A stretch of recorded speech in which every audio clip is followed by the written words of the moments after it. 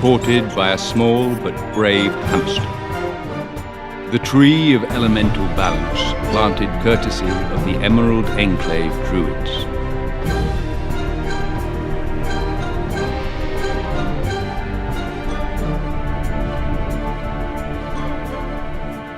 Neverwinter, a storm is coming. Environmental changes, big and small, happen year by year. This time, though, something out of the ordinary is happening on the Sword Coast. Mighty wind coming from the high-floating islands brings decay and an uncertain longing. Whispers of secret meetings echo in deep, dark caverns awash with thrumming rivers of lava. A giant wave hits the shore, and evil sea creatures crawl out of it. And who is going to deal with these phenomena on the Sword Coast? Well, none other than the Emerald Enclave. The druids have sensed that the balance of the elements is upset. So the first reports of cultist conspirings on the outskirts didn't take the druids unawares. The tree of elemental balance, capable of supporting said balance, has been placed in the center of the Protector's enclave. And lo, a stroke of luck. In his fight against the rage of the elements, the Archdruid has found an unlikely ally. Two allies, in fact. Who is a good miniature giant space hamster, eh? You are, Boo! Meet the first one, the legend of Forgotten Realms. A ranger and a mercenary, protector of Baldur's Gate and of Amn. Minsk the Great, the mighty, and also gentle and just. The last 100 years were kind to him, thanks to a curse that turned him into stone. As you can see, he has recovered, retaining both high spirits and the yearning to give evil a good kick in various places. Spending a century as a statue had not harmed his loyal companion either. Meet Boo, a miniature giant space hamster. He's a veritable lightning bolt that strikes with a deadly precision, usually not above the ankles. Minsk and Boo are the druids' only hope in their struggle with the elements. And they both get to prove themselves when cultists strike in the heart of the Protector's enclave and attack the tree of elemental balance. The best of the worst storm the barricades hastily erected by the guards. Some of the attackers look pretty weird, but their leaders are no better. The cult of the Black Earth is led by the prophet Marlus Unreal, once a nobleman, now a snake-haired Medusa. He and his followers had settled by the stone keep of Reclamation Rock. Terrible creatures leave its walls to bring about death and destruction, using the power of Earth. Here it is, a stronghold among the stones, looking very much like a piece of rock itself. Not long ago, horned Ashmedai walked here under the burning sky.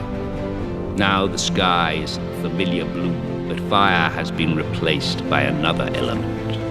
The forest is turned into a training ground for the recruits of the cult of the Black Earth. Chthonic, underground beings walk among the rocks. Stone-faced golems inspire terror. Dumb-looking slave guards secret portals. Anyone who comes here without the cult's permission risks being gored by bulls clad in shining iron from hooves to the tips of their horns. Nothing like it is the secret hideout of the cult of the Howling Hatred led by the winged Irisa Karlinoth. Behold the Spinwood rise. Its residents enjoy an amazing view from the floating islands where shards of rock float freely on the air and entire fortresses hang like giant spinners among thunderclouds. Cottages and even windmills still can be seen here and there, inhabited now not by peasants but by the cultists and a stray race of humanoid birds. Giant, terrifying owlbears walk among the trees.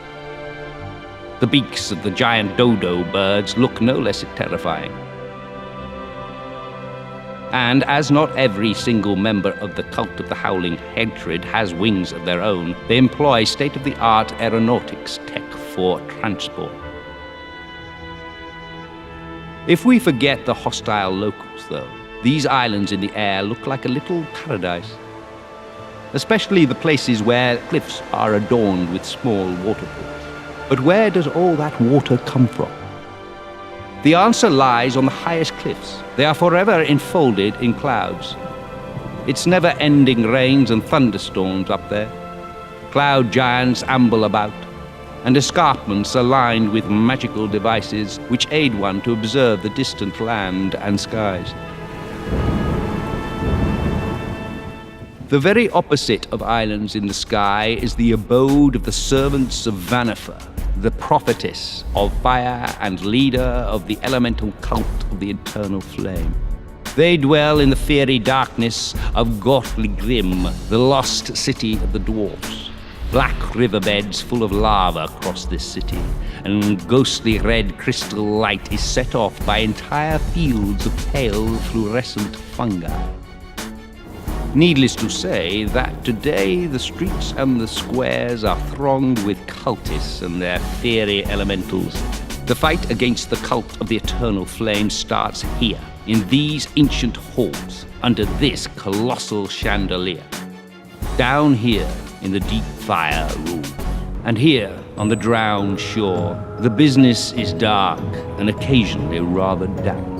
The cult of the crushing wave lives up to its name, having had a magical tsunami hit the ruins of Black Dagger and wipe the coast clean out.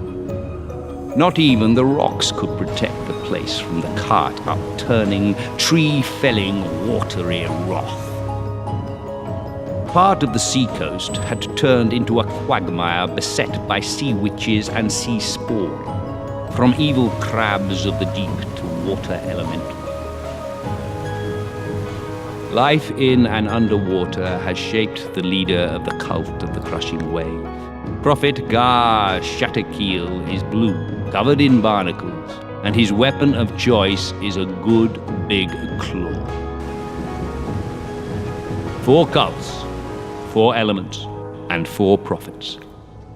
These constitute the newest ordeal of the Sword Coast.